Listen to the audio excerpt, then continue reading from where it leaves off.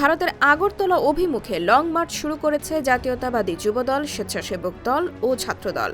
ভারতের আগরতলায় বাংলাদেশের সহকারী হাইকমিশনে হামলা ও বাংলাদেশের জাতীয় পতাকা অবমাননা ও সাম্প্রদায়িক দাঙ্গা বাঁধানোর ষড়যন্ত্রের প্রতিবাদে এ লং মার্চ করছে বিএনপি ও এর অঙ্গ সংগঠন।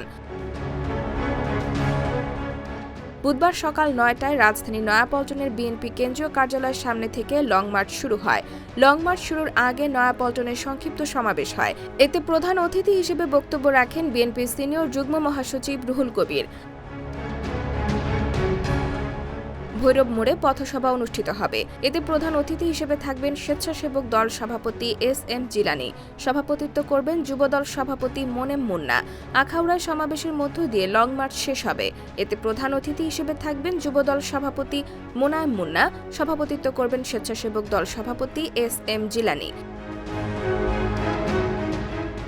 একই ঘটনায় গত ৮ ডিসেম্বর ঢাকায় অবস্থিত ভারতীয় হাইকমিশনার অভিমুখে পদযাত্রা করে যুবদল, স্বেচ্ছাসেবক দল ও ছাত্রদল। নয়াপল্টন থেকে পদযাত্রাটি রামপুরা গেলে আটকে দেয় আইনশৃঙ্খলা রক্ষাকারী বাহিনী। পরে একটি প্রতিনিধি দল ভারতীয় হাইকমিশনারে গিয়ে স্মারকলিপি দেন।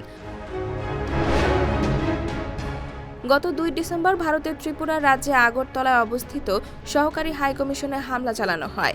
হিন্দু সংঘর্ষ সমিতি নামের একটি সংগঠনের সমর্থকরা এ হামলা চালায়। হামলাকারীরা সহকারী হাইকমিশনের ভেতরে ঢুকে বাংলাদেশের পতাকা নামিয়ে আগুন দেয় ও ভাঙচুর চালায়। এ ঘটনায় বিএনপি মহাসচিব মির্জা ফখরুল ইসলাম আলমগীর এক বিবৃতিতে বলেন, সহকারী হাইকমিশন প্রাঙ্গণে যে হামলা হয়েছে তা পূর্ব পরিকল্পিত বলে আমাদের ধারণা। সহকারী হাইকমিশনের ভেতর ঢুকে বাংলাদেশের পতাকা নামিয়ে তাতে আগুন দেওয়া এবং ভাঙচুর করা ভিয়েনা কনভেনশনের সুস্পষ্ট বরখেলাপ। IBTV USA, new York.